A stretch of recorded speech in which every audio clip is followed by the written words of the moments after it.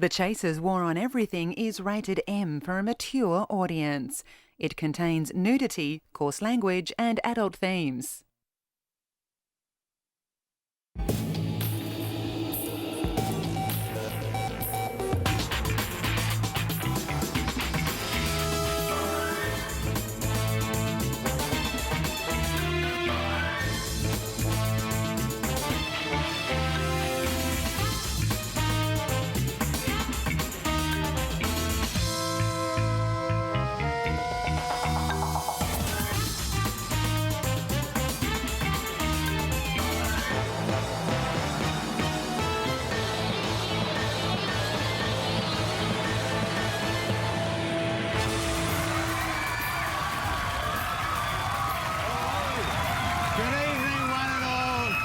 So much for joining us right around the nation. Welcome to the War for another weekend.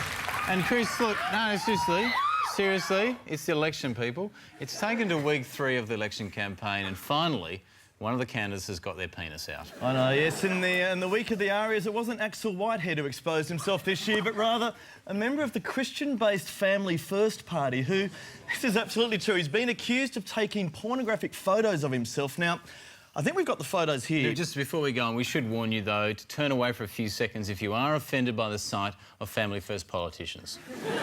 There he is. Look at that. The worm has returned. Although we should point out that he claims it's not his penis. Not his. Somebody else's penis is there between his legs. I don't know. It's fine to have those kind of pictures circulating on the internet, but I thought he went a bit too far putting that photo on his How to Vote card. Yeah. I mean, certainly not a donkey vote, is it? But no, look, enough of the gutter politics. Elsewhere in the campaign, the Libs have been in damage control all week after a leaked report about cabinet divisions over Kyoto. Yes, well, Turnbull and Howard have been dodging questions left, right and centre on this all week, and they're desperately trying to put a positive slant on it. I hate the way they try to use spin like that. Oh, you think you hate it? I mean, it's the kids who suffer when Turnbull uses spin. The wrong kind of spin. I'm sure Turnbull can afford the compo. Well, look, you wouldn't see Howard making those kind of mistakes, though. He's a seasoned campaigner. And look, I'm getting sick of people always saying that he's stuck in the past. I mean, where do people get this idea that John Howard is yesterday's man? We are committed through to 1916. 1916, there's a man looking after our future. But, Craig, I think the pressure of the campaign is starting to take its toll on John Howard. I've noticed he's really hitting the gin bottle in a very big way on the hustings. Isn't he? Yeah. Well, I know, it's getting to him, isn't it? And I know yesterday David and Kim from Channel 10, they tried to cheer him up by giving him this bear. But look, I think he could have chosen a better time to de-stress with the bear. I mean, it was his Monica Lewinsky moment. He should not rely on his bears for a friendship like that. That is a Randy bit. Stop! Oh, that is disgraceful. Look, he shouldn't rely on bears for friendship, John. He should take a leaf out of Kevin Rudd's book and make some new friends on Facebook. Yes, clean friends. The Facebook exactly. kind. Because Rudd loves these social networking sites he's like Facebook and MySpace. He's down with the kids. He is. He's got thousands of friends, more than anyone else. And I went to his sites. He's even friends with this guy. It's a funny type of friendship, though, the whole Facebook thing, isn't it? I mean, does Rudd really count all those Facebook friends as close personal buddies? Because if he does, then I'm sure he wouldn't mind if a few of them did what friends do and dropped round to his place to say hi. G'day, Kevin. How are you? We're your Facebook friends. Hey, we've come for a friendly sleepover, seeing as we're all such good friends. So what do you reckon? But I didn't know you had any friends. Yeah. Oh, no, that's very uncharitable. I know you got 5,000 friends and they're all coming very soon. So... What if I said there's no room at the inn tonight? I thought you'd be happy to see us. It's like an old reunion. We got to catch up on the old times. We could. You brought some beer too? That's not true. That's empty. I didn't think you'd do the beer again, Kev, after scores, but there you go. Here we go.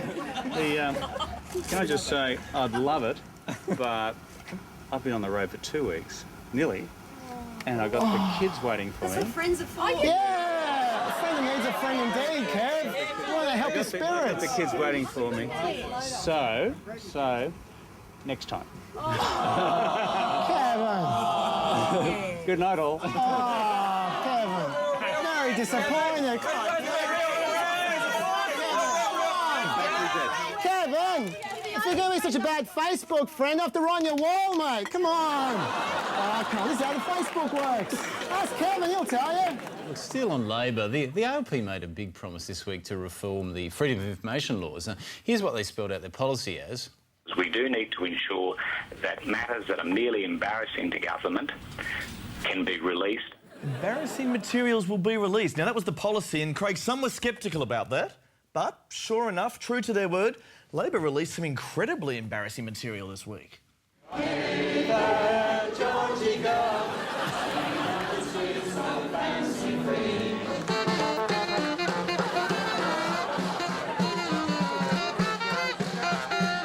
Q is more pissed than Howard. It's extraordinary, isn't it? What's that, a gin shoe on? Yeah, I know. But of course, the big Labor story this week was the expulsion of union boss Joe McDonald from the party. He's been causing headaches for Labor, and here's how Rudd explained his behaviour. The remarks that he made yesterday were incendiary, inappropriate, and I believe unacceptable. There you go, get that? He was basically expelled because of his language. And here's the offending language that Kevin Rudd objected to. I'll be back. How do you like it? I'll be back. All he said was, I'll be back, but there's no room for language like that in the Labor Party. No way. And Rudd's not stopping at Joe McDonald. He's also had to expel Arnold Schwarzenegger from the party. I'll be back. The Beatles. I'll be back again. Even Labor star recruit Maxine McHugh. I'll be back tomorrow night. Tom, he's tough. He's not mucking about. But that is politics, Craig. I mean, these people need to learn that you can't speak your mind if you want to survive in this game. You've got to keep your thoughts to yourself. You do, but wouldn't it be great if just once we knew what politicians were really thinking? If only they had thought bubbles coming out of their head. Mr. Costello, how are you? Good, thanks. We've got mind-reading technology. It works really well. Hello, how are you? Hello. How are you? Very well. Not clever enough to avoid you.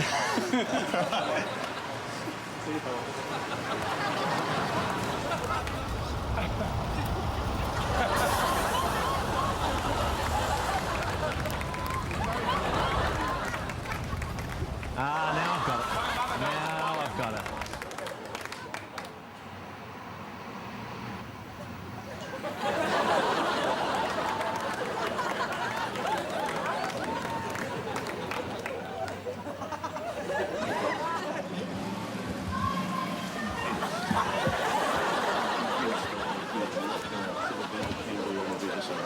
Right, if you want to wander in, let's come in. Yeah. I can tell what you're thinking, Malcolm.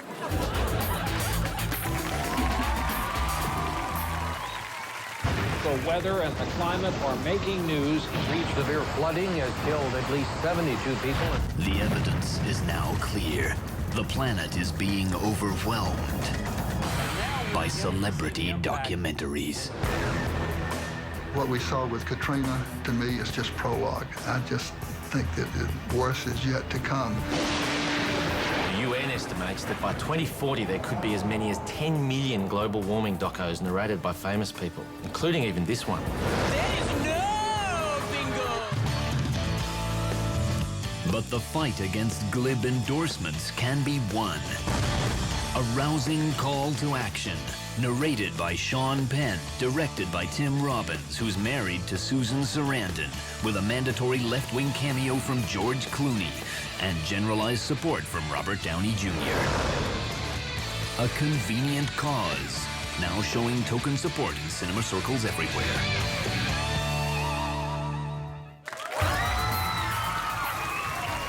Now, just getting back to the election, Shaz, I caught a figure the other day that said the government has spent $121 million on advertising work choices. That's money well spent. I mean, those workplace ads were everywhere. I mean, it was a saturation campaign. They're not just on TV. They even had work choices ads in the urinals in men's toilets. Seems like an appropriate place, but you know, they are spending big everywhere. I mean, they even did a product placement deal in Hollywood. So if you look really closely, you can actually see a work choices ad in the Borat movie. Look at that there, right at the back. Yeah, some very subtle placement in the recent King Kong movie. So, not sure Kong was overly thrilled with that one. Yeah. And you know, they even did a deal for the new James Bond film too. Harbour, Daniel Craig. Now that there, that's sexy. Absolutely. But you know, there were a couple of missed opportunities. I mean, if you're going to squander taxpayers' money on advertising, you may as well advertise absolutely everywhere. Oh, yeah. Look, I can't believe that they didn't think of those fruit stickers. You know, those really annoying stickers you get on apples and mandarins? Now, that there is an advertising opportunity for the government that has gone begging.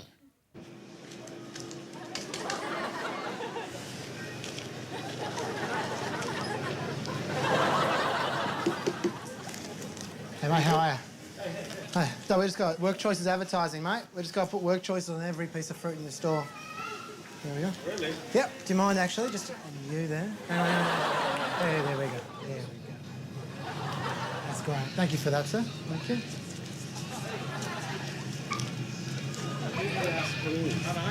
John Howard, the boss.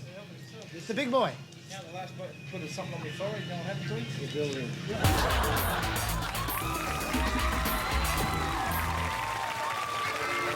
For centuries now, Christian believers have witnessed miraculous sightings of Jesus and Mary.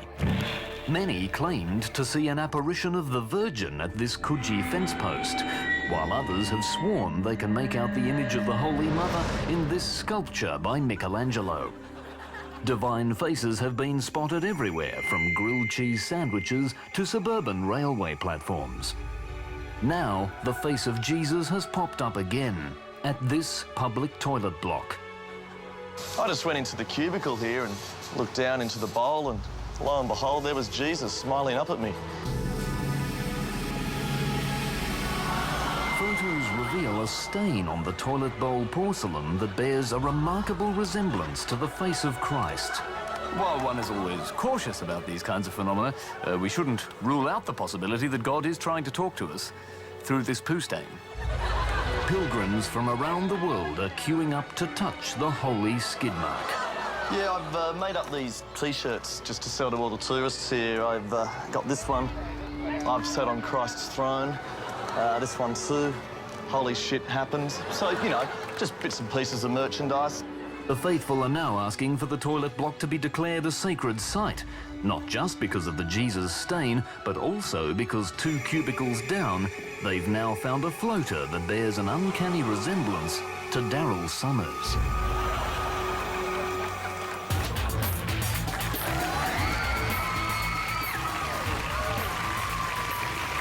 Up the hand. Pretty much exercise, I think.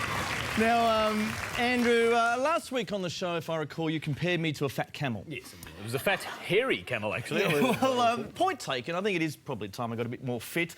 So I think I've decided to get into a shape, so I've joined a gym. Oh, right. Is it one of those trendy modern gyms with the TV screens and the dance music and the... No. I'm very simple, straight up and down kind of guy. I just wanted a plain, old school style of gym, but I think the one I chose might be slightly too old-fashioned. I don't know if this is normal for exercise.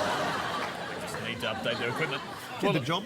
Look, I mean, while you've been sweating it out in gyms, I'm embarrassed to say I've been parked on the couch all week watching daytime soap operas. They're very addictive, Oh, yeah, Chris. well, Days of Our Lives, The Bold and the Beautiful. I try to watch them when I get the chance because, they hold a mirror up to ourselves, don't they? It's social realism. It's social slice of life. Look how incredibly realistic this scene is, where one character holds a conversation with their back turned to the other character. Well, it's how I always converse with all my friends. Oh, me too. No, it's the most natural thing in the world. I never talk to anyone unless I'm facing in a completely opposite direction to them. But it can occasionally lead to confusion. Excuse me, I was wondering if you'd be able to tell me the time, please. I lost my watch. It's about 5-ish. Hi, I'd like to have a Big Mac, a large fries, and I would order something else, but I can't see the menu. Take my money, take all of it, but you will never take my child. Yes, hi, I'd like to purchase this orange juice, please. While I'm here, I have a confession to make to you. I've been going to that convenience store across the street. Yes, I've been cheating on you for years. How does that make you feel? I've never been happy with you. Yeah. Oh, excuse me. I wondered if you could tell me the way, please, to the nearest bus stop. I'm on the run from the federal police. Come that way, catch a bus this way. Which way? Which way? I can't see where you're pointing. Where? Don't just walk away from me while I'm talking to you. Hi. I wonder if I could have a ticket to the city, please. I want to rebuild my life elsewhere and get out of this town. I go to George Street, that's easy one. Can I rebuild my life on George Street? Take me there. Thank you. Farewell, my old home.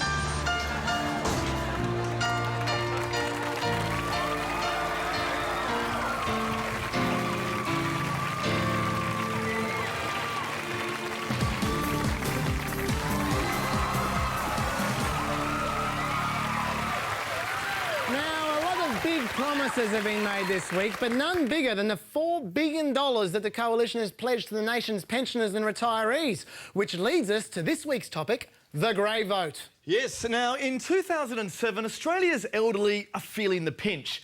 They have numerous fears, numerous expenses, and they've lost many of the things that were once so precious to them. But they've become a powerful political force. So powerful, in fact, that they've formed their own political action groups.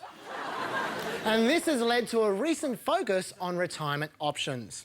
Some refuse to retire, carrying on well past their prime, and even past their death, continuing on until the day they become worm food.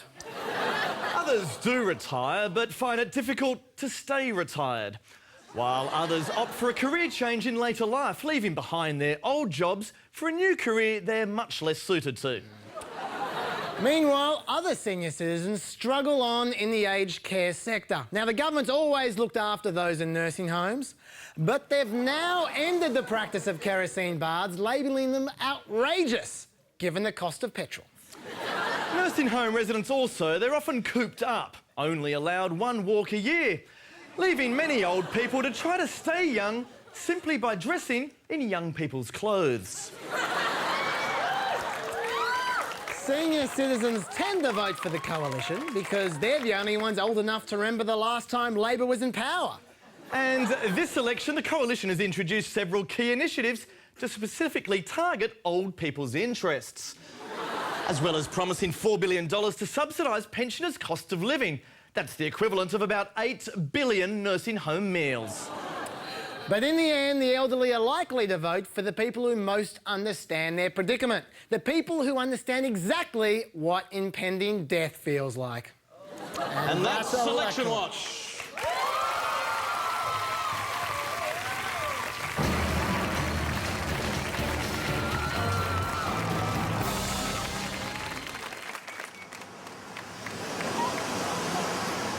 Stop you there, sir. What's this? Yeah, exactly. Wearing hat on a nude beach. That'll go fine, sir. I have to ask you about the headwear, sir. It's an item of clothing. Yeah, I have to ask you to remove it. Is that the uniform or is that just an abuse of authority? Sir, what you're wearing is an abuse of this perfectly good nude beach. Keeping the sun off. Yeah, you know, there are families trying to be nude around here, sir. There are only people just throwing clothes in their face like this. Sorry okay. about that. What's this on your wrist? Yeah, that's right. That's a piece of apparel, sir. Wearing apparel on beach, that's a $50 fine. You either remove the watch or you leave the beach. Thank you very much. In the bag. Thank you. I have to ask you to remove the bracelet, sir. I'm sorry. I prefer to go to jail. Just quietly. They're not the greatest clothes either, so you're either going to remove them. I don't know whether it's going to be any better underneath, or I'm going to have to ask you to remove them. It's a free country, isn't it? You're free to be nude, you're not free to wear clothes. Take it off, please. No, mate, look. Take it off, please. No, all right, miss. You stop right there.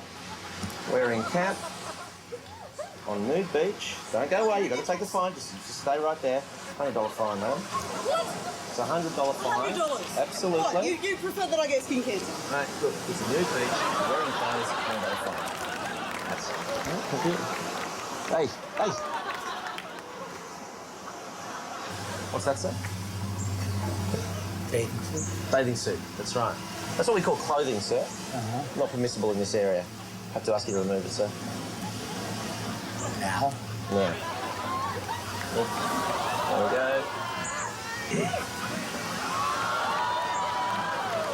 Take those, sir.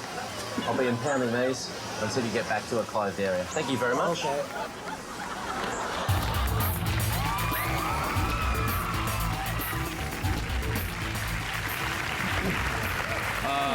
Look, I was watching Ben-Hur yet again the other night. I love that scene on the big old boat where all the slaves are rowing down in the galley and they used to keep time by rowing to the beat of this great big drum. Yeah, they used drummers instead of coxers, so they knew when the slaves knew when to row. Yeah, it was a great tradition. It's a pity you don't see it more these days, isn't it? What are you talking about? I was out having a romantic row the other day. Would have been lost without my drummer. Oh, absolutely. I mean, even most professional rowers these days, you know, your quad sculls and so on, I mean, they've started replacing their coxers with a Duracell bunny. Maybe that's why Sally Robbins stopped rowing. The bunny's batteries ran out, obviously. But moving on, guys, if we can. I was in the city yesterday just doing a couple of errands, and do you ever get this when you some of those main malls, all the street hustlers that come up with the American Express trying to sell a credit card? They're a plague, those people. Yeah, all those people collecting for charities and causes. You get like 8 or 9 of them in a mall at one time. It's a nightmare. But does anyone actually ever stop for them? Or, more to the point, could we find anyone out there who would stop for every single street hustler that approached them in a mall? How are you guys today? What's up? Oh, I just want to tell you about a brand new offer from American Express. It's very exciting. Only take a second. What is it? Hello, madam. Have you heard of the Church of the Jesus Christ of Latter-day Saints? Would you be interested in maybe taking a pamphlet and learning more about the church? That's all right. You want to help save the koalas? Yeah. Thanks. G'day guys, I'm from the Mormon Wilderness Society. We're just talking to people about God and the environment on the street. I don't know what they told you up there, it was probably rubbish. Would you guys be interested in signing the petition? It'll just take a second. Because there's people everywhere these days, hassling people in the street, I find. Yeah. And they're awful, especially those American Express people. They're the worst. Oh, yeah, I hate that shit, yeah. Yeah. So you'd be interested in signing? Yeah.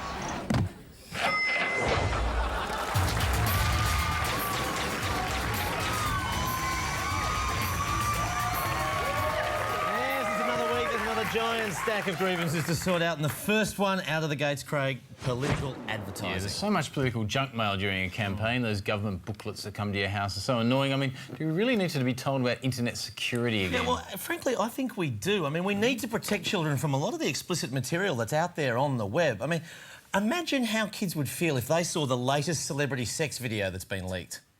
I mean, look at it. It's disgusting. A lot of kids look up to Humphrey. That is just pornographic. It's wrong. He certainly does get in all manner of strife, doesn't he? But still on advertising, Craig, gee, the Liberals aren't giving up on their scare campaigns, are they? No. Well, you've got to feel sorry for them. No matter what they try, it doesn't seem to work. I mean, first they tried this, then they tried this tack here, and then they even tried this one. But somehow there's still this lagging perception they've got no fresh ideas. I don't understand it. Well, it seems to me that the scare campaigns aren't really hitting home if you look at the polls. And the reason is that the ads just aren't scary enough. But thankfully, the next government campaign should fix that. Under a Labour government, every one of us could be devastated by the unions. So, always vote Liberal. Always. If only Costello and Swan spoke this quickly in the debate, it wouldn't have been so dull. Right, the next problem, Craig, is funny church signs. Now, look, I'm not a religious person at all, but I love those funny signs that you get out the front of churches. You know the ones, don't you? Yeah, like come in for a faith lift, that kind of thing. Yeah. Our church is prayer conditioned. That's another good one. But my personal favourite, wake up and smell the Moses. Very funny if you think about it. But why does Christianity have a monopoly on all the wacky sign comedy? Yeah, we reckon it's about time other religions got into it too, starting with Islam. So this week we visited a few local mosques with a couple of signs. That's right. Why not urge people don't get so hammered, instead try Mohammed? Harmless enough, I think. It is. What about coming into Burka's backyard? Yeah. And it worked too, look at this. She came straight in. Immediately effective, yeah. And then, of course, lucky last, now 99% terror-free. And away we ran. But look, to be fair, we didn't just do it at mosques. I mean, we thought we might as well do it at a Jewish synagogue as well. A special offer this week.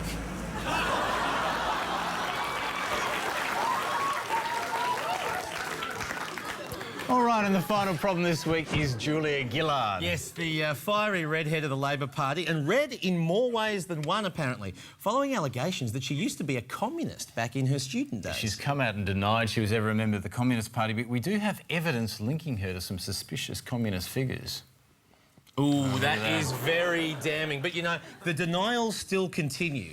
So we thought we'd put it to the test once and for all and find out whether, after all these years, Julia Gillard would still embrace Karl Marx. Julia, it is I, Karl Marx. You embraced me when you were young. Will you embrace me again today? Carl, I'm worried you're getting wet. You need to get inside. Oh, don't be self-conscious. Be class-conscious. Embrace me.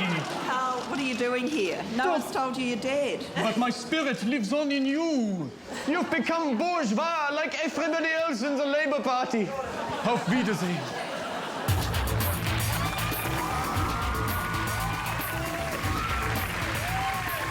Guys, just before we wrap it up tonight, Jules, watching that piece of yours on the nudists earlier, it reminded me, I used to have this old flatmate. His only claim to fame was he got arrested streaking at the one-day cricket once. Very Australian thing to do. But you know what I hate about streaking? It's that it's only ever naked people who are allowed to interrupt other people's activities. I know. I mean, why can't it be the other way around? Exactly. So we thought we'd change all that by streaking fully dressed at some nude events.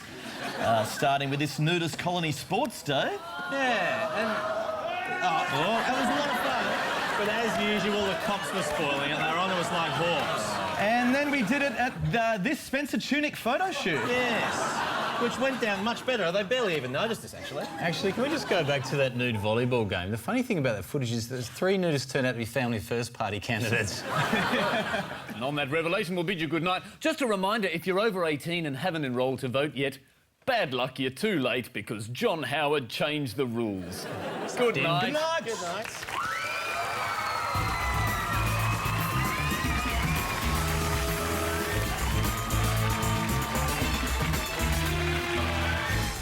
Don't go away. The laughs continue as the quiet, ordered world of the library is about to be turned upside down in the comedy premiere of The Librarians, next on ABC.